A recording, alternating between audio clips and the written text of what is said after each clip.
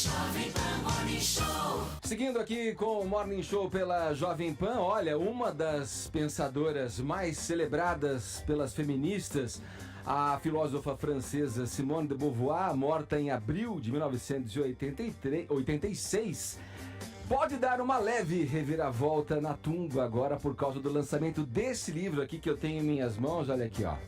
Feminismo, Perversão e Subversão, de autoria da professora e deputada Ana Caroline Campagnolo, do PSL de Santa Catarina. Sem meias palavras, já na introdução do livro, a parlamentar diz que quer convencer o leitor de que o feminismo é um movimento político que contribui para o desentendimento e a crescente amargura entre os sexos, acelera a desagregação familiar e induz a eterna insatisfação e a libertinagem sexual. Voltando aí a Simone de Beauvoir, eu evoco aqui já nessa abertura a célebre frase dela, aspas, ninguém nasce mulher, torna-se mulher, fecha aspas, para te perguntar o seguinte, deputada, quando foi que você se tornou crítica do feminismo? Porque eu acho que ninguém nasce antifeminista, né? Bom dia, seja bem-vindo aqui ao nosso Morning Show. Bom dia, é um prazer estar aqui com você, sou fã do programa, assisto sempre as polêmicas, maravilhoso. E, bom, na verdade é o contrário, ninguém nasce feminista e ninguém nasce ligado ou obrigado a se prender a qualquer tipo de ideologia, quaisquer que sejam, né? E na verdade acabei me tornando uma combatente, uma inimiga do movimento feminista quando eu passei a sofrer represália das feministas, mesmo sendo mulher, e quando eu percebi que a minha fé como cristã não é compatível com o movimento feminista e também que grande parte dos argumentos usados pelo movimento contemporaneamente são falaciosos. Mas em algumas coisas você concorda? Porque no livro você fala que ali igualdade de gênero. Eu já começo discordando do termo gênero, né? Igualdade de sexo, né? Seria... e depende, como é que você vai tornar iguais os que são desiguais. Nenhum homens e mulheres não são iguais, aliás, nem eu e você que somos mulheres somos iguais. E esse é um dos maiores problemas do movimento feminista, ele pretende representar todas as mulheres. Os homens, por exemplo, eles não têm um movimento chamado homismo, né? O machismo, por exemplo, ele é jogado aos homens, como os homens são acusados de serem machistas, eles não têm uma ideologia homista ou coisa do tipo, até porque os homens são diferentes, alguns são monarquistas, outros são republicanos, liberais, conservadores, trotskistas, leninistas, de todos os tipos. E por que nós, mulheres, temos que obrigatoriamente se ligar a um movimento ideológico? Isso aconteceu, inclusive, quando eu me elegi, fui consultada pela Assembleia Legislativa se eu queria fazer parte da bancada feminina, porque são 5 mulheres lá em Santa Catarina, 35 homens e 5 mulheres. E eu perguntei se os 35 homens também tinham uma bancada dos homens. Daí a pessoa que me interpelava respondeu, não, claro que não, porque cada homem tem seu partido e suas ideias. Eu falei, pois então, cada mulher também. Qual o pressuposto que diz que toda mulher tem que ser feminista, que todo negro tem que ser cotista? Não, mas não tem causas comuns Por entre exemplo, as mulheres? Por exemplo, o número de creches no Brasil não é suficiente e isso é uma causa comum a qualquer mulher. Ou não? Se você for analisar ideologicamente, quem defendia as creches, por exemplo, era Alexandra Kollontai, amiga do Lenin, uma socialista. Hoje, é claro, nós temos que trabalhar, nós precisamos da creche. É uma necessidade, né? Mas veja, não é interesse das mulheres, dos maridos também, das crianças também, né? Mas, de qualquer forma, Alexandra Kollontai escreveu nos seus livros sobre família e comunismo que as creches eram uma estratégia feminista e marxista para separar crianças das mães e tirar elas o máximo de tempo possível do convívio da família para que a sua identidade pudesse ser massificada em um local público, que é a escola pública. Então, veja, se você for falar de uma coisa muito simples, você é a favor ou contra a creche? Bom, dada a necessidade de creches, você tem que ter a creche, senão as crianças vão ficar abandonadas. Então, é uma causa comum. Sim, mas ideologicamente... Mas essa não é a bandeira do movimento feminista. É uma das bandeiras. Não, essa é a ideia do meu livro. A ideia do meu livro é mostrar como o feminismo ele monopoliza certas bandeiras como se fossem suas. Por exemplo, combate à violência. O movimento feminista defende as creches. Bom, mas os políticos de inúmeros partidos defendem, pode ser PDT. Não é uma prerrogativa do movimento feminista. Não é só. Mas é que você também considera que as mulheres... Elas se opõem aos homens. As feministas não gostam dos homens. Sim. E o que você diz, então, para as feministas que acham que tem muitos homens que são aliados? Porque o feminismo ele tem diversas vertentes. Tem o fêmen, sei lá. Tem o feminismo negro. Tem o feminismo que é da mulher trans. Eu acredito que possa até haver uma vertente dentro do feminismo que acha que a mulher trans não pode ser considerada mulher. Não sei, eu acho que tem muitas vertentes. Sim, Não? esse é um Ou sim? argumento usado recorrentemente nos debates sobre feminismo, porque toda vez que você fala sobre um ponto negativo do movimento para uma determinada feminista, ela escapa pela tangente dizendo, isso é feminismo radical, ou eu sou feminista e não penso assim. Para discutir um movimento, você tem que entender que ele precisa ter uma espinha dorsal. É impossível. Como é que eu vou falar sobre um movimento que com cada feminista que eu discuto, ela diz que ela tem um feminismo, ou dizer o meu feminismo não é assim. Bom, o feminismo ele tem sim uma espinha dorsal, que é de acreditar que as mulheres estão sempre, desde sempre, em desvantagem. Né? Então, esse é a espinha dorsal do movimento. E, segundo as escritoras feministas, não sou eu que estou falando, Simone Beauvoir, Kate Millett, que é uma das mais consagradas, que escreveu Política Sexual, para Kate Millett, o objetivo do movimento feminista é a revolução sexual.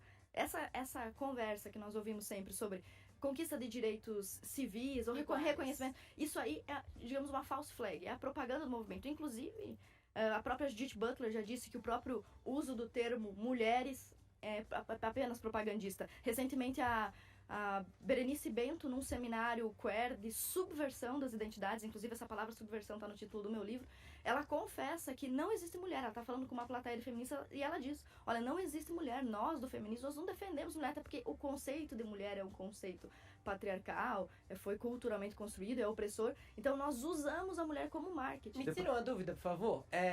Como, então, pra mim o feminismo nada mais é do que a busca pela equanimidade de direitos. Uhum. Como, então, no mundo em que acha que o feminismo é nocivo, porque eu também acredito que muita gente acha que o feminismo é algo equivocado, no sentido de que, basicamente, é mulher que deixa o sovaco crescer ou queima sutiã, porque tudo é cercado de estereótipos nesse país. Como se luta pela equanimidade de direitos no mundo sem feminismo? Tá, primeiro a gente teria que discutir sobre a validade dessa igualdade de direitos para desiguais. Por exemplo, você diz que o feminismo luta pela igualdade. Equanimidade. Equanimidade. Cadê a equanimidade, por exemplo, na questão do direito ao voto? O cidadão masculino, o cidadão homem no Brasil, junto com o direito ao voto, ele conquistou também o dever de servir o exército. A mulher, por exemplo, quando ganhou o direito ao voto, não ganhou o dever de servir o exército. Aconteceu, por exemplo, nos Estados Unidos, um exemplo muito bom. As mulheres podem servir ao exército. Mas elas não são obrigadas. Você, por exemplo, se vier passar um concurso, você tem que apresentar um certificado de reservista. Sim, mas a gente também tem que reconhecer que as sufragistas ganharam o direito ao voto muito tempo depois dos homens e um outro tempo, num outro contexto em que a obrigatoriedade já não era mais discutida para elas. Eu entendo que para algumas mulheres seja difícil ser reconhecida como sexo frágil e eu não tô aqui de maneira nenhuma pra discutir o que é ser mulher, até porque não sou. Eu poderia ser enfim. acusado de mansplaining, né? Então, e não tô aqui pra isso. Eu tô aqui tentando entender mesmo o seu argumento, no sentido de que como, então, se consegue direitos iguais. Você acredita, então, que a mulher tem que ser mais submissa ao homem? Não, isso é a submissão da mulher ou do homem, ela se dá, por exemplo, através do casamento, é uma escolha, é individual, né? Por exemplo, quando você casa, homem e mulher submetem-se um ao outro, é isso que eles estão falando, né? Mas isso é completamente dependente da postura pessoal da pessoa. Mas você está falando, por exemplo, sobre o direito ao voto, o exército. Como é que os americanos... Você fala sobre... as mulheres conquistaram o direito ao voto muito tardiamente. E, na verdade, elas não conquistaram. Porque os homens americanos conquistaram o direito em 10 anos de guerra violenta, sangrenta, perdendo filho, irmão, cunhado, pai, numa guerra contra o rei George da Inglaterra. Foi assim que o homem americano conquistou o voto, arriscando a própria vida e, em contrapartida... A partir do momento em que há uma república norte-americana, esses homens, todo cidadão, passa a servir ao exército. As mulheres, você veja, elas lutaram pelo direito, como assim? Elas morreram pelo direito, elas pegarem armas pelo direito ao voto? Como é que foi essa conquista? Mas o contexto social era outro, deputada. Na 1920, na conquista do direito ao voto, ainda existia a guerra. Em 1939 tinha a primeira Tudo guerra. bem, mas se você pode resolver uma questão social sem guerra, não é preferível que você resolva essas coisas no debate, no Sim, diálogo? Eu não consigo menosprezar... Pessoalmente, eu não consigo menosprezar o trabalho das sufragistas, de verdade. Porque acho que elas fizeram um grande avanço. E você não acha que os homens, ao terem conquistado o direito ao voto na guerra, não deveriam ter estendido o direito ao voto, ou até mesmo a obrigatoriedade ao exército, às mulheres? Então, por que então as mulheres não ganharam esse direito? Elas não passaram a ser consideradas menores? Mas só naquela se época. elas poderiam ter se engajado na luta da independência e ter ido pro exército mesmo, não foram. Elas Veja não tinham só, os mesmos direitos que Tá. os homens pra isso na época. como assim? Não tinha o direito de servir ao As exército? mulheres eram muito mais submissas, elas tinham que obedecer aos homens, elas ficavam confinadas em casa. A gente tá falando de 200, Não, 300 como assim anos atrás. confinadas em casa? Uai, elas estavam Aos deveres do aos lar. deveres do lar, elas tinham que Uma ser lei mães. que as proibia de servir ao exército? Não, tipo um costume social Tipo um costume, que na- as confinou. Que é. Daí você tem que pensar, depende, né? Numa época em que você não tem tantas profissões tão privilegiadas como a gente tem hoje, em que as profissões eram, no geral, duras ou perigosas, a mulher, na verdade, ela estava sendo poupada do serviço fora do lar e não, oprimida por não participar Não, dele. calma, porque às vezes quando a mulher ia trabalhar, e isso é questão de história, isso não é mansplaining, desculpa, e eu vou encerrar isso porque eu acho que eu tô tomando o lugar de fala de outras pessoas aqui. Só pra chegar bem no cerne dessa questão. A gente sabe muito bem que nos anos 50, anos 40, se uma mulher tentasse trabalhar, ela já era mal vista na sociedade, ela já era considerada prostituta, ela não conseguia emprego. Há 200 anos, então, há mais 100 anos, isso era praticamente uma sentença de morte para a mulher. Era ser relegada a ser uma marginal eterna na sociedade. E eu não tô aqui falando isso para dizer que a mulher era um ser menor, porque eu sou muito partidário da equanimidade de direitos. Mesmo reconhecendo que todos somos diferentes. Eu diferente de você e vice-versa. Ninguém tá no mundo para ser igual, mas para ter os mesmos direitos. Nesse caso, as mulheres não tinham direito a outro trabalho e ficavam confinadas ao lar muito por opressão social, sim. Elas sofreriam muito, elas seriam marginalizadas e seriam obrigadas a fazer trabalhos que não necessariamente quereriam, não? Ou você discorda de mim nisso? Eu acho que você tá trazendo pro debate aqui duas das principais falácias feministas. A primeira, que é a da conquista do direito ao voto, e a segunda, conquista do direito de trabalhar. Já que você falou em história, eu preciso concluir o meu pensamento sobre o direito ao voto. As mulheres, a própria Simone de Beauvoir, que foi citada aqui, ela disse que as mulheres não conseguiram absolutamente nada. Ela escreveu isso em 1960, com a sua agitação simbólica. O que é as manifestações das mulheres com cartazes? Isso é uma agitação simbólica. A Simone declarou: as mulheres não conseguiram nada com sua agitação simbólica. Tudo que conquistaram foi concessão masculina. Então você disse assim: os homens não poderiam ter dado voto? Poderiam, mas aí seria uma concessão. Então você está querendo obrigar um sexo a conceder algo ao outro. E foi isso que realmente aconteceu. Quem apresentou as propostas de direito ao voto da mulher, por exemplo, não foram as feministas, foi um republicano, um deputado, um parlamentar republicano, ou seja, um parlamentar conservador. Em 1920 o voto passou a valer e você veja, as mulheres Não podiam há votar. problema nisso. Não, mas aí vocês não estão dizendo pra mim que o movimento feminista conquistou o direito ao voto? Sobre a pressão, o movimento quando acontece, não interessa quem é que deu a lei. Se a gente fizer aqui um movimento que é de mulheres e quem assinar a lei foi o Jair Bolsonaro, ele foi aliado. Vamos a um Ele exemplo foi do aliado, Brasil. ele deu ouvidos para uma manifestação e ele... E essa concessão em Acordou, nenhuma ele é o medida é presidente. fruto de pressão? Vamos dar um exemplo. Quem lutou muito pelo direito ao voto foi Olímpia de Gouges. Em 1790, na década de 1790, ela foi guilhotinada por Robespierre, que era um estadista esquerdista.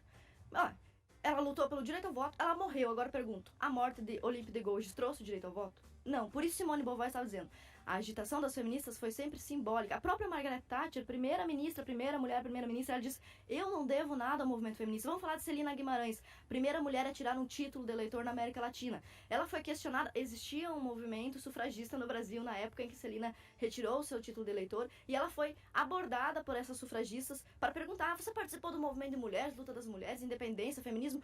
E ela disse: não. Tudo que eu tenho, inclusive o meu título de eleitor, eu devo exclusivamente ao meu marido. Eu nem queria o título, ele foi lá e pegou e me deu. Essa é a história do primeiro título de eleitor do Brasil. E no caso de trabalhar ali, por exemplo, quando ele fala sobre o direito de trabalhar, primeiro, é um problema, porque as mulheres sempre trabalharam. A diferença é que elas não estavam inseridas no mercado de trabalho, que até 1800, 1900 era um mercado de trabalho que consistia em trabalho duro, difícil, longe, perigoso. Então, né? Então, por exemplo, em 1790, faria algum sentido para as mulheres fazer uma passeata pelo direito de trabalhar? Essa é loucura, porque trabalhar era horrível. Você trabalhava para comer. O que aconteceu com a inserção das mulheres? Outro fato histórico que o movimento feminista diz que é responsabilidade dele e não é apenas evolução normal da civilização. Quando começou a Revolução Industrial, depois Primeira Guerra e Segunda Guerra, as mulheres foram inseridas no mercado de trabalho por necessidade, não é porque foram pra rua marchar, vai criar vaga de emprego para alguém. Por certo? necessidade, sim, mas aí a equiparação salarial, o fato de receberem menos, as condições de trabalho, tudo isso, se você não acorda que depois, é claro que elas foram por necessidade. Sem maridos, como é que elas iam sustentar suas famílias? É a necessidade. Exato. Agora, depois disso, a situação de trabalho, quanto vai ser remunerado ou não, tudo isso, você acha que não é uma discussão válida entre mulheres que trabalharam? Eu não tô falando do selo feminismo. Tô falando da indignação que pode ser gerada por um grupo de mulheres. Esquece feminismo. Falando assim, mulheres que trabalham em situações diferentes de homens e que ali fazem um manifesto. Que seja simbólico, como você está falando. Como a Simone de Beauvoir diz, na verdade. Bom, essa é a questão principal do meu livro. Em todos os fatos históricos, fenômenos históricos e tempos históricos que você for analisar, excetuando o crime, a exceção, por exemplo, o estupro, que é crime, né? É crime. Em condições comuns, genericamente, a mulher está sempre ligeiramente em vantagem, em comparação ao homem. Esse é o exemplo do trabalho, por exemplo. As mulheres não podiam trabalhar. Bom, né? Quando elas não... Depois vamos falar sobre direito. Você mencionou comigo aqui que as mulheres começaram a lutar pela conquista de direitos trabalhistas. Você sabe, os homens trabalham desde sempre. Desde que o mundo existe, os homens trabalham. As mulheres começaram a trabalhar fora de casa depois de 1850, 1900. Primeira Guerra e Segunda Guerra. E olha que engraçado, as mulheres conquistaram os direitos trabalhistas antes dos homens. Então, se você falar de direitos trabalhistas, a mulher também está em ligeira vantagem. Aí você vai dizer, mas as mulheres recebem, para cada $1, a mulher que o homem recebe, a mulher recebe 70 centavos, né, de dólar. Isso aí é muito questionável. Existem inúmeros, inclusive... É questionável? É claro. Os Cristina números são falsos? Os números apresentados no mundo inteiro em relação a isso são falsos? Na verdade, assim, quando você faz uma pesquisa, você pode escolher os dados que você vai mostrar, né? Então, por exemplo, existem feministas que já combatem esse argumento, como a própria Christina Hoff Sommers e também o Jordan Peterson costuma falar muito sobre isso. Você geralmente vai comparar o trabalho dos médicos, aí você fala assim, os médicos ganham mais do que as médicas. Você está no mesmo trabalho, você está ignorando diversos fatores. As mulheres, no geral, por tendências que o feminismo nega, que as mulheres têm, elas têm tendências e preferências, elas acabam escolhendo pediatria, saúde da família, clínica geral, que são áreas que pagam menos. Os homens também, pelas suas tendências, eles escolhem cardiologia, anestesia, e aí isso gera com que uma disparidade salarial que não tem a ver com a questão... não, que tem a ver com a questão de gênero, tem a questão de preferência mesmo. Inclusive o Jordan Peterson, como é que eu faço para as mulheres ascenderem economicamente? Não é fazendo passeata e chorando porque as mulheres ganham menos. Eu faço como o Jordan Peterson faria. Criou um curso, um painel e começou a ensinar as mulheres como é que você compete no mercado de trabalho. Mas não seria um homem ensinando uma mulher? Nesse caso? É um especialista, né? Deputada, você... Muita gente acha que as mulheres têm que trilhar o próprio caminho e elas não precisam de um homem ensinando a elas como fazer alguma coisa. Aliás, por exemplo, nesse exato momento, por se perguntar alguma coisa, eu provavelmente devo estar sendo acusado de mansplaining ou interrupting, quando na verdade a gente está tentando estabelecer um diálogo aqui e não só, né, ouvir calado. Então, a gente também tem que saber essa medida. Em que momento um homem pode dizer para uma mulher o que é melhor para ela? Aliás, você considera que você tem os mesmos direitos que um homem? Sim, inclusive considero que eu também desfruto de inúmeros privilégios, como, por exemplo, eu posso entrar na Assembleia Legislativa de alça com decote e os homens têm que entrar de terno no calor. Né? Mas você acabou de falar, as mulheres têm que trilhar seu próprio caminho. Você acabou de falar isso. Sim, porque eu acredito que feminismo é liberdade de escolha. E 10 minutos atrás, quando eu falei sobre a conquista do voto, você disse, mas os homens não deveriam ter conquistado o voto na guerra e ter dado para as mulheres? Quando eu disse pra você que as mulheres deviam ter lutado pelo direito ao voto como os homens lutaram, você disse, mas a guerra é ruim. Bom, mas elas têm que trilhar seu próprio caminho? Claro que tem. Esse caminho é muito árduo, as mulheres não querem trilhar esse caminho. Elas não querem. Você tá falando, o movimento feminista, ele representa uma parcela pequena da população. Você não generaliza muito ao dizer que as mulheres não querem trilhar um caminho de procurar a própria... A maior parte das mulheres não quer. Exemplo disso, política. Que elas querem? Não sei, nem você não tem como saber. E nem o movimento feminista, cada mulher quer uma coisa. O absurdo é você criar um movimento dizendo que sabe o que é a luta das mulheres, mas você está falando absurdos. Deputada, você falou no início, né, que se viu contra o movimento quando passou a ser alvo dele, até por algumas convicções religiosas. Queria que você especificasse um pouco mais sobre isso. Tem algum exemplo marcante que você viu que a sua posição com a posição do movimento feminista era muito divergente? Sim, eu cresci num lar cristão, conservador, meu pai é extremamente conservador, e foi ele que me colocou na política. Então, também foi ele que me mandou trabalhar aos 15 anos, vai para o emprego, estudava, incentivava tudo isso que as feministas dizem que lutam por isso. Meu pai, que é extremamente conservador, evangélico, pentecostal, ele me introduziu em todos esses locais. Estudo, trabalho, política, me levava, ele era pedetista, me levava, tenho foto com o Brizola, tenho foto com o Lula, ele me levava nesses locais. Então você veja, eu fui criada nessa família, cristã, conservadora e nada opressora. E eu chego na universidade, começo a estudar o movimento, diz que a família cristã conservadora é opressora e que o movimento defende esses direitos. Pô, é absurdo, meu pai também defende esses direitos.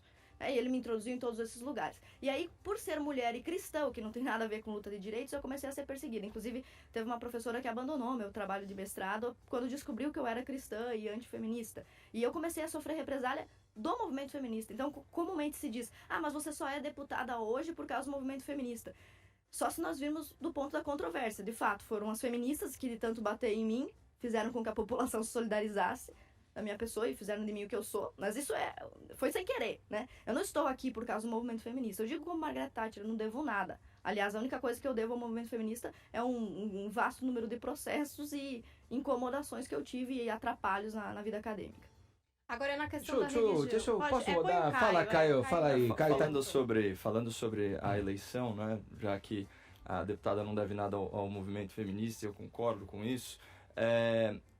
Logo no começo das minhas participações aqui no Morning Show, a gente teve um debate muito interessante sobre escola sem partido, no qual eu fui induzido a erro, né, a partir de uma imagem, né, da deputada vestindo uma camiseta estampada com a foto do então candidato Jair Bolsonaro. Eu tive a oportunidade no programa seguinte de me desculpar, mas a gente sabe que muitas vezes, quando a gente cai no deslize de cometer uma desinformação ou barrigada, como eu aprendi recentemente, geralmente o tempo de exposição não é proporcional. Então eu queria que você explicasse essa polêmica das fotos de você em sala de aula, usando a camiseta do Jair Bolsonaro, sendo que você apoia o movimento Escola Sem Partido, e isso soa contraditório. A gente queria ouvir o seu lado. Bom, na verdade, os alunos, principalmente os adolescentes que já estão no ensino médio, eles costumam ser, alguns, serem meus fãs de internet, né? Porque eu sou youtuber e tal. Embora na sala de aula, justamente por ser militante do Escola Sem Partido, estar sempre sob orientação do Dr. Miguel Najib, eu jamais falo, mesmo sobre política, quando sou questionada ou religião, não falo sobre a minha religião. Os alunos sabem disso, porque eu era famosa na cidade, etc. Então eles seguiam nas redes sociais e teve um aluno que depois da aula, inclusive essa turma aí que você vê na foto, esse aluno é meu amigo, não foi? Quem espalhou essa foto aí foi um aluno fake, nem estava na sala de aula, nem existia. Um aluno fake? Tipo um perfil fake, né? Ele disse que estava na sala, que era aluno, mas não era. Ele espalhou a mentira em si. Espalhou a mentira. Não esse aluno, esse é o aluno de fato. Mas o que tá. aconteceu nesse caso? Você vê que essa camisa é GG, né? Tem que ser um pouco ignorante pra achar que eu vou trabalhar com a camisa GG e saia, né? Mas enfim, essa camisa era do aluno, ele trouxe na mochila, depois do encerramento da aula, indo embora, ele falou, professor, olha, a sala tá vazia, não tem nada ali. Ele disse assim, professora, pelo amor de Deus, tira uma foto comigo, porque eu sou do Bolsonaro e eu quero ter uma foto com você. Eu tirei com o meu celular, e eu não tenho contato dos meus alunos, então eu mesma postei, essa foto no Instagram, e ainda escrevi na legenda que essa foto foi tirada fora do horário de aula. Hoje, na verdade, se eu fosse passar por uma situação parecida, eu falaria pra ele, vamos tirar lá fora, né? Porque, sei lá, não é... Evitar... Exato, mas não tem nenhuma proporção disso que a mídia, sempre inescrupulosa, espalhou, como se eu tivesse dado aula. Inclusive, chegaram a pegar fotos da minha época de campanha, onde como é que eu venci as eleições? Dando palestra. Pegaram foto minha da camisa do Bolsonaro dando palestra, diziam que aquilo era sala de aula, só porque tava cheio de gente numa sala. Ana Carolina, eu queria, ainda nesse assunto, voltar ao cerne da questão aí do Escola Sem Partido, né? Você não acha que, em certa medida, a intenção do Escola Sem Partido é substituir uma doutrinação por outra, visto que temos movimentos em função disso já feitos no próprio governo, com sugestão até a parte seus de gravar os professores que doutrinam, da própria Damares, do próprio ministro da Educação, a questão lá do hino. Você não acha que, não colocando aqui para dentro de uma atmosfera para a gente analisar essa questão específica de que se o Escola Sem Partido não é de fato tirar uma doutrinação para colocar outra? Escola Sem Partido diz o nome, é sem partido, não existe isso. Inclusive, o movimento denunciou um professor que foi com a camisa do Bolsonaro e fez um churrasco em comemoração. Inclusive, o movimento Escola Sem Partido apoiou pais umbandistas que processaram um professor evangélico por ter doutrinado o filho. O movimento Escola Sem Partido não tem isso. Só quem não conhece a idoneidade do Dr. Miguel Najib para falar isso. E quanto à questão do hino, isso não é doutrinação, pelo amor de Deus, é o hino nacional. E segundo, se o presidente quer que se leia uma carta aos alunos, pelo amor de Deus. Na época do governo Dilma, você tinha pátria educadora, né? Os lemas, no Brasil, um país de todos, eram os lemas da Dilma. O lema do Bolsonaro é Deus acima de tudo. Brasil acima de todos. A gente está entrevistando aqui a deputada Ana Caroline Campaiolo pelo PSL de Santa Catarina, lançando o livro Feminismo, Perversão e Subversão, esse contraponto que ela faz, essa crítica que ela apresenta aqui ao movimento feminista. Deputada, nossa colega aqui da Jovem Pan, a editora de moda da Jovem Pan, Estilo, Adriana Yoshida, integrante do programa Eva, tem uma pergunta para você aqui em vídeo. Solta pra gente. Bom dia, Paulinha. Bom dia, bancada do Morning. Bom dia, Ana Caroline. Quando seu livro chegou na redação, eu fiquei muito curiosa e resolvi dar uma olhada. Inclusive, eu duvido que esse livro vá arruinar a sua carreira acadêmica, como você afirma no prefácio. Então, eu vou dividir aqui 2 dúvidas sobre o que eu li. Quando você diz na página 55, quanto mais se expandiu o acesso à instrução formal, mais as mulheres e homens se tornaram libertinas, imorais, pouco virtuosas e abortivas, e afirma: depois da Revolução Sexual, a educação pública é a mais importante frente de batalha feminista nos dias de hoje. Não há uma candidata feminista que se apresente nos pleitos eleitorais sem enfatizar a necessidade de creche ou do tempo de permanência na escola. Você acredita que a educação não é a melhor maneira de desenvolver uma nação? Meu segundo ponto. No capítulo 3, quando você diz que as mulheres ocidentais querem reproduzir os defeitos sexuais atribuídos no imaginário aos homens, promiscuidade, desapego e irresponsabilidade em relação aos filhos, sobre este defeito específico, eu gostaria de lembrar que, no Brasil, 5,5 milhões de crianças não têm o nome do pai no registro. Essas milhares de mães solos tiveram que ir para o mercado de trabalho para sustento dessas famílias. Muitas dessas mulheres não fazem parte de movimentos feministas, mas precisam de creches. Você acha mesmo que elas têm por que invejar esses defeitos masculinos? Espero contribuir para o debate aí na bancada e boa sexta para todos. Tá aí. Que linda! Muito bonita ela, gostei do visual. Mas vamos lá. Primeira pergunta é a segunda. Vou responder a segunda pergunta porque eu já esqueci a primeira. Depois vocês me lembrem. Pode botar o vídeo depois. Ela perguntou assim se você não sobre acredita a que a educação é um caminho para melhorar a nação. Isso. Essa não se trata de melhorar a nação, mas sim, a ideia de que a educação, o cientificismo, o racionalismo melhora uma civilização em questões de moralidade, combate à violência, é falsa. Isso é uma ideia iluminista, esquerdista, que acredita que basta educar. Isso você vê, por exemplo, nos discursos das feministas mais famosas, como a Maria do Rosário, entre outras, que acham que o que faltou para um estuprador, o que falta para um machista, para um criminoso é a educação. Não, porque o cara pode ser altamente... Você vê advogados, você vê médicos, a gente não acusa sempre a medicina de ser machista, da violência obstétrica. Essas pessoas não têm estudo pra caramba, deve que estudar um monte. Então, Mas o que faltou em termos práticos, então, de uma maneira geral, para essas pessoas? As perguntas sobre como resolver o problema do mundo, eu não sei. Eu só sei analisar Não, o que mas eu fiquei imaginando, talvez, espiritualidade, religião, que é o teu caso, moral. Essa moral o seio judaico-cristã, familiar, sim. entendeu? Eu acredito que sim. A moral judaico-cristã é o que nos diferencia, por exemplo, dos orientais, que têm uma visão muito, muito machista da mulher. E muitas vezes coloca a mulher em verdadeira posição indigna. É completamente diferente do que acontece aqui. E juntando a pergunta da educação com a pergunta da creche, essa ideia de que a escola pública mista obrigatória, ela vai solucionar os problemas de diferença. Veja, diferenças de preferência e tendências entre homem e mulher, macho e fêmea. É uma ideia feminista levantada por uma iluminista, que é a Mary Wollstonecraft, do primeiro capítulo. Por isso ela disse que leu isso na página 55. A Mary Wollstonecraft, em 1792, ela defendia que as mulheres e os homens eles seriam iguais, teriam os mesmos direitos, as mesmas virtudes. Ela, não sou eu. Mary Wollstonecraft dizia que as mulheres eram tiranas, mimadas, privilegiadas, não gostavam de estudar. Ela dizia, não sou eu. Ela que é a primeira feminista. E ela dizia, basta educar para as mulheres mudarem. As mulheres vão deixar de pensar em chapéu, sapato, bolsa, costura, moda e fofoca e vão passar a se interessar por física e música. Ela dizia isso. E nós vimos que a ciência avançou. A escola hoje pública ela é mista, é obrigatória. Menino e menina têm a mesma educação. E as diferenças entre mulher e homem não mudaram. E é isso que eu estou dizendo. Não é a educação que vai transformar, vai fazer com que as pessoas sejam mais virtuosas. Isso não existe. E não é a educação que vai fazer com que homens e mulheres deixem de ser diferentes. Eles vão continuar sendo. Foi isso que eu quis dizer. E sim, eu acredito que a adoração à educação é a nova religião. É a religião civil moderna. Todo mundo diz que a educação vai resolver todos os problemas, até chacina. Mas como é que acontece uma chacina dentro de uma escola?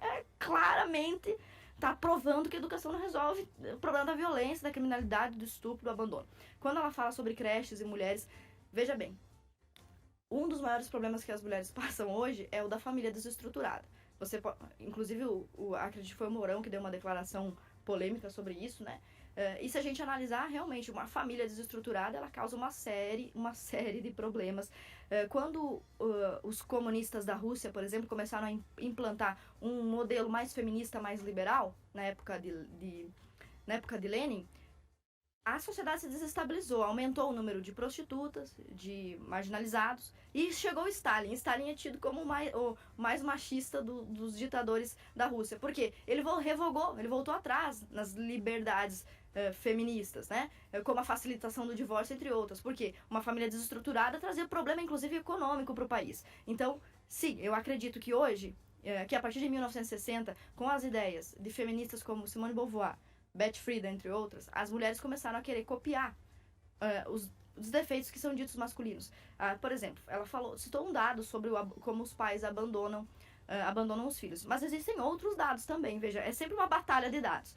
Se você for investigar os casos de pensionistas, de pensão alimentícia, as mulheres que devem pagar pensão alimentícia, elas são 2 vezes mais relapsas do que os homens. Só que o que acontece no nosso país, e em quase todo mundo, é que a guarda sempre fica com a mãe. Também é outro problema para questionar. Por que a guarda fica com a mãe? E não Mas com o é pai? inegável que muitos homens abandonam famílias e Sim, que nem aqui no registram Brasil a seus família não filhos, registra né? os filhos e que aqui no Brasil a tal família tradicional de comercial de margarina de mãe, pai, filho e filha tá longe de Então ser você- unanimidade, é a maioria, né? Então você acha que seria bom que tivéssemos uma família. Então você está defendendo a família. Eu tô defendendo que a família, a gente escolhe quando a gente é abandonado pela família, ou pelos nossos parentes. Mas, dito isso, eu também tô defendendo que família é muito diverso. Família tá longe de ser o exemplo do comercial de margarina. Família é quem tá disposto a me dar amor, a me dar educação, a me dar respeito. É quem acolhe criança de rua, é quem tira gente de orfanato, é quem tá disposto a abrir seu lar pra quem tá precisando muito, ou até mesmo tá sustentando sozinho, como vó, como padrinho, como mãe, alguém que foi abandonado pelo pai que não arcou com as consequências. Eu acho que as famílias são muito diversas. Eu reconheço que família é bom, mas família tá longe de ser pai, mãe, filhinho, como no comercial de margarina. Tudo bem, essa é a sua opinião, mas essas famílias... É a minha opinião. Sim, essas famílias muito diversas e múltiplas e todos esses modelos de família, como a própria... Como é o nome dela? Adriana. Comentou, ela não é um modelo muito efetivo socialmente. Não se está Por que não reclamando do seria? abandono. Ela não está reclamando ali do número de pais que abandonam. Não, no Mas caso, existe quando um muita pai gente- abandona uma mãe é uma que vai família ter um tradicional que filho... deixa de existir. Não, Mas você acha não que é nenhuma família, porque Mas- ele não quis. Você acha Mas, que a professora, ela deveria Mas, Deputado, professora, só uma questão. Por que você acha que é uma família cujas crianças foram criadas pelos avós, por exemplo? Porque o pai ou a mãe abandonaram? Vou colocar pai ou mãe aqui, vai. Ou uma família que foi criada por padrinhos? Ou uma família de filhos adotivos com apenas mãe ou apenas pai? Não é uma família tradicional. Uma Porque não família é. tradicional é Ou uma com família... dois pais. Não é Ou uma com família dois tradicional. pais. Não O que é. é o conceito de tradicional, pelo amor de Deus? Aquilo que segue uma tradição. A nossa tradição de família é pai, mãe e filhos. Então, pra mim, uma tradição é muito mais importante colocar comida na mesa, dar educação, formar um bom profissional, fazer uma pessoa feliz. Quando você diz que uma família é desestruturada nesse sentido, você tá deslegitimando um monte de gente que foi criada pela avó, por exemplo. Ou um monte de gente que foi tirado pela rua e que conseguiu vencer na vida, que tá aí trabalhando. Você não acha nem um pouco ofensivo pra essas pessoas? Mas a verdade, ela é ofensiva. Família tradicional, o que é o conceito? O que é o...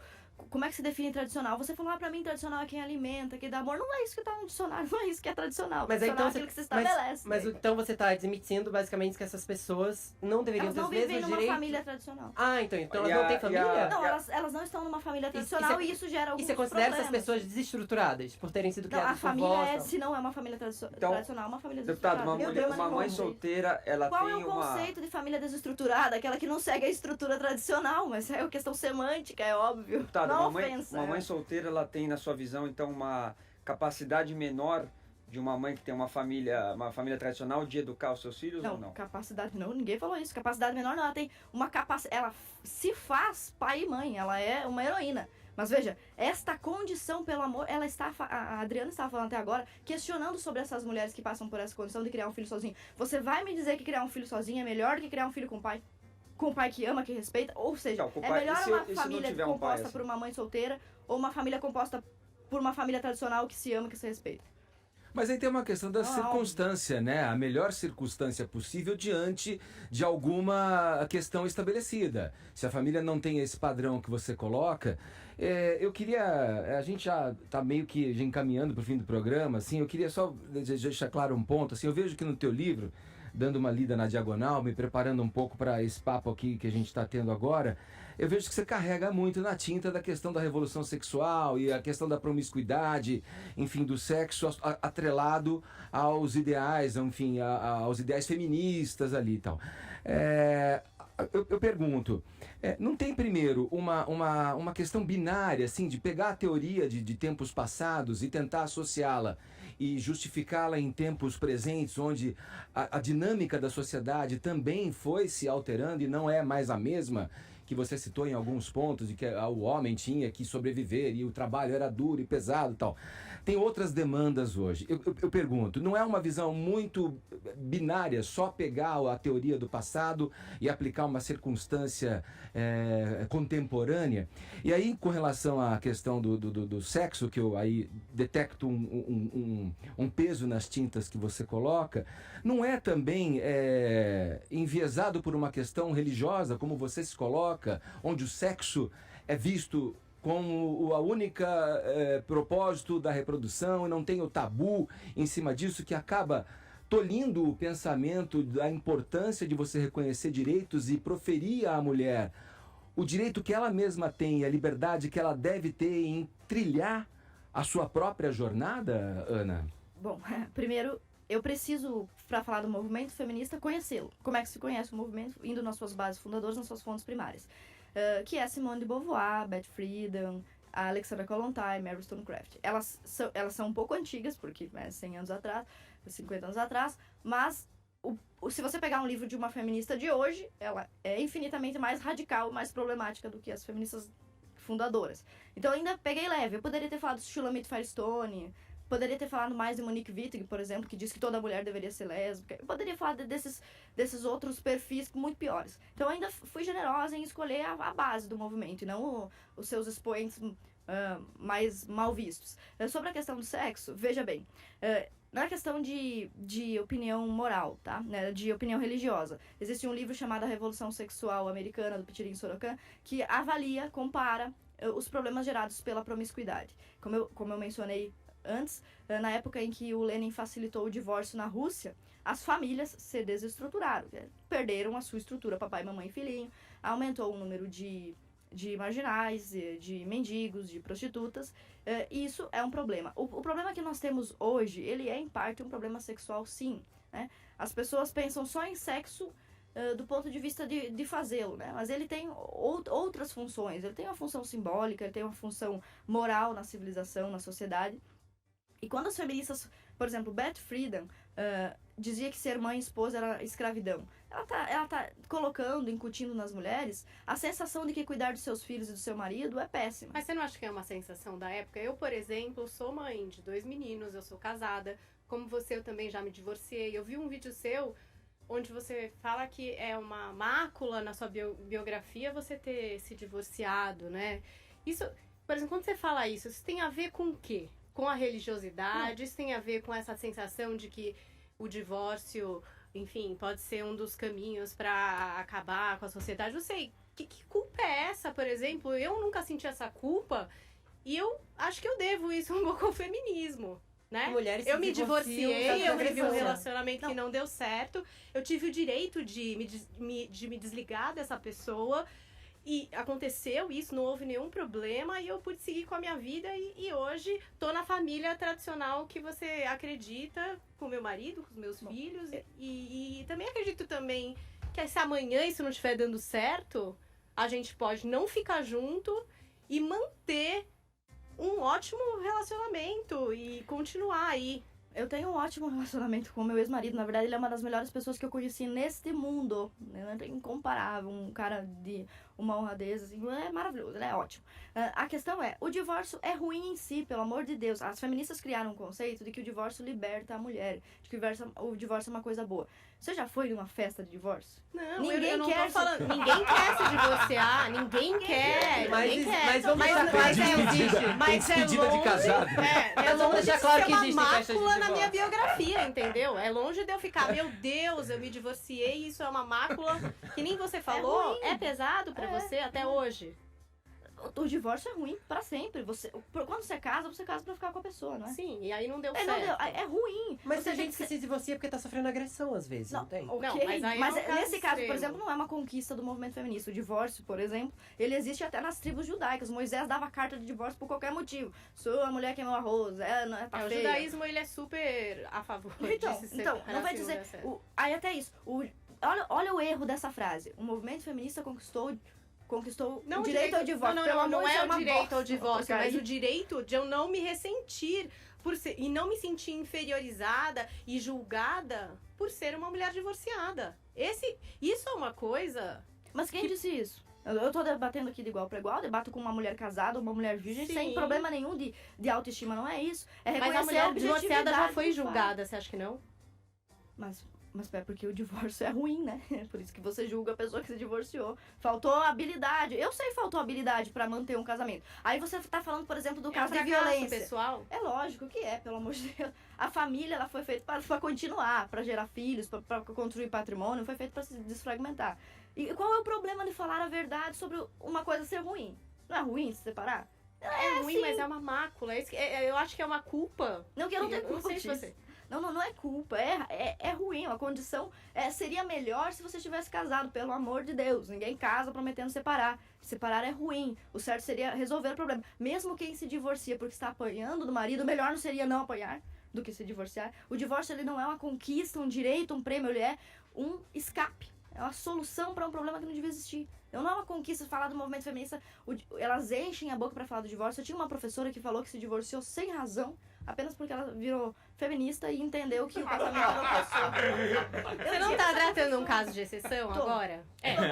Mas ela é feminista, extremamente. Esse pensamento você encontra nos livros. Mas é engraçado rir de Precisamos um de caso de comprovações, exceção. Mas né? é muito chato Falar quando o nome você, da por minha exemplo, processo. não conseguia uma vaga na escola porque seus pais eram divorciados. Numa escola, por exemplo, que tivesse alguma condução aí religiosa. Mas aí é direito da E o escola. que eu ia te perguntar e não deu tempo, mas tem a ver com essa história da religião, quem sabe dê tempo agora. Você acha que não há problema, então, em se repetir o Deus acima de todos aí do Bolsonaro na escola? Você Que é um homem que casou várias vezes, hein? Quantas vezes o Outro Bolsonaro? divorciado. Não, ele Ei, pode olha, fazer o que ele quiser com a vida é dele, o que ele família, quiser. cristão, E quem não olha lá, acredita os em filhos, Deus olha lá. nesta escola? E os Todos pais que não bem acreditam criados, em Deus olha lá. nessa escola? Gente, Não há mas- problema em mas, repetir esse peraí. slogan que você mesmo Mas falou. o cristianismo, veja bem, o cristianismo é pra gente cretina, pecadora. Se fosse todo mundo perfeito, não precisava de cristianismo. O cristianismo é pra divorciado, é pra ex-prostituta. É pra redenção. É pra solucionar o Sim, problema humano. Não toda é pra religião transformar é. ninguém em santo. Resolvendo esse problema. Então não tem problema nenhum o Bolsonaro se divorciar 300 vezes, desde que ele entenda que quem vai salvá-lo é o Cristo e não seus méritos. Agora, Mas ele não é feminista, fique ele tranquilo. não é. Pode Não, ir. pois é. Pô, que situação. Ele gosta tanto de mulher que já teve 3, né? É meio isso. E ainda acusa de machista. Pois então. Não, mas a questão da frase, vai. Minha frase. que- Vamos lá. O governo Dilma, por exemplo, veja bem, pátria educadora era o lema deles. O lema do governo Bolsonaro, desde sempre, eu como membro, como militante de escola sem partido, eu não recomendaria. Se eu fosse do MEC, eu não faria isso. Mas ok, tá feito. Olha o exagero em cima de uma frase, Deus acima de tudo. E daí você não vai comprar uma coxinha, você não leva uma nota que tá escrito Deus seja louvado? Você não entra no Tribunal de Justiça, não tem um Jesus lá bem grandão? Tem. Então, também não tem a deusa da justiça? Tem. O povo é religioso, aqui não é um povo de ateu, pelo amor de Deus. O Brasil é um país conservador, de gente crente, que acredita em que vai pra procissão, que paga Crente promessa. que gosta de um carnaval crente. e de umas peladas na Não tem avenida, problema, não tem e o problema. futebol. E e- as almas A quaresma é pra depois Por do isso que a carnaval gente é o mesmo. Brasil, né? Ó, nosso tempo infelizmente chegou ao final. A gente teve aqui a presença da deputada estadual pelo PSL de Santa Catarina, Ana Caroline Oi, Edgar. Campaiolo, que lança o livro aqui. Deixa eu só dar aqui, com Feminismo, Perversão e Subversão. Já foi lançado, já teve o Já lançamento, lançamos né? oficialmente em Santa Catarina no Dia da Mulher, mas hoje nós vamos lançar novamente às 19h30 na sede do Burke Instituto Conservador em São José dos Campos. E amanhã também, dia 30, às 19 horas, na Igreja Época da Graça. Feito. E o livro foi prefaciado por um outro convidado aqui do Morning, não foi? Bernardo Kister. Religioso também ele. Oh. Também. Religioso. Mas, veja bem, a gente vive discutindo, porque ele é católico, eu sou Ô, protestante. deputado, e muito obrigado por é. essa entrevista, que eu tava pensando em me divorciar hoje, Não, mas mas a isso, senhora ó, me demoveu a Muito ideia. caro o processo. Um beijo pra minha mulher, a minha quarta mulher. Foco. E só pra registrar, eu que tenho pensamentos liberais, progressistas, enfim. Tá casado há Tô quantos anos, casado há 30 e tantos anos, 4 Inveja. filhos. Você é o maior Pô, eu acho que eu sou conservador. olha, Vamos fazer uma festa lá, Edgar. Desculpa aí, mas o espiritualista aqui, meus amigos, sou eu. Que inveja. Obrigado, viu, Ana? Valeu. Obrigado pelo papo. Jovem Pan Morning Show.